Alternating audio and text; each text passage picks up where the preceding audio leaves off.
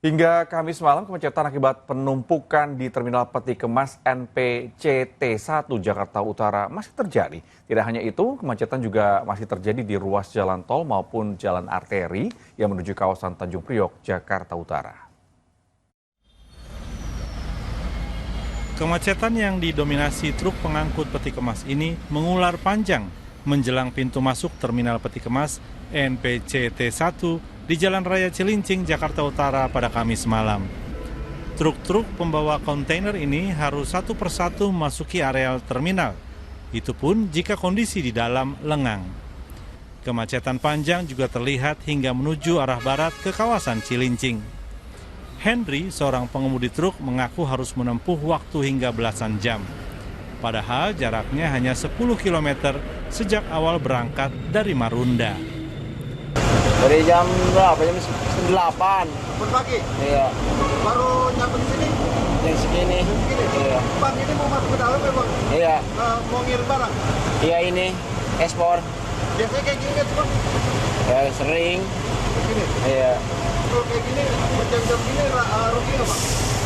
Ya kadang ya rugi.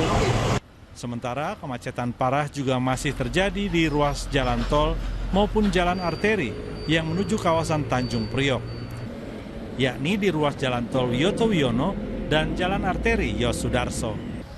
Di tengah kemacetan kendaraan besar, terselip sebuah bajai berisi penumpang satu keluarga yang turut terjebak. Daryono bersama istri dan anaknya yang berangkat menumpang bajai dari Jatinegara, Jakarta Timur menuju Tanjung Priok tak menyangka akan terjebak macet selama berjam-jam. Ini macetnya dari jam sebelum maghrib ke mana-mana. Ini apa? Kejebak kan? Kejebak atau gimana? Kejebak macet. Tapi sebelumnya nggak tahu kalau ini macet? Nggak tahu kita. Nggak tahu kalau ini sebelum macet. Biasa sih kagak macet, itu macet banget. Terus kalau kondisi kayak gini gimana jadi ini, Bang? Ya mau gimana lagi, mau nggak mau suruh nunggu lah, nunggu sampai lancar. Kalau balik lagi nggak mungkin, muter balik juga nggak bisa muter balik. Kemacetan panjang juga terjadi di ruas tol Jor Cakung, Jakarta Timur, tepatnya di kilometer 53 pada Kamis malam. Ribuan kendaraan mengular di jalur menuju kawasan Jakarta Utara. Bahkan para pengemudi, khususnya truk, memilih mematikan mesin kendaraannya untuk menghemat bahan bakar lantaran arus lalu lintas tidak bergerak. Sejak Kamis pagi, ribuan kendaraan terutama truk pengangkut kontainer menumpuk di Jalan Yosudarso hingga pintu masuk Pelabuhan Tanjung Priok. PT Pelabuhan Indonesia atau Pelindo menyebut lonjakan aktivitas bongkar muat menjadi pemicu utama. Proses penerimaan dan pengiriman barang dilakukan secara bersamaan usai berakhirnya pembatasan operasional saat Lebaran. Kemacetan makin parah akibat 3 kapal besar bersandar bersamaan di NPCT 1 sejak Rabu malam. Sehingga volume bongkar muat mencapai 4.000 peti kemas dalam waktu singkat. Hal ini turut dipicu oleh perusahaan logistik yang mengejar target sebelum libur panjang akhir pekan.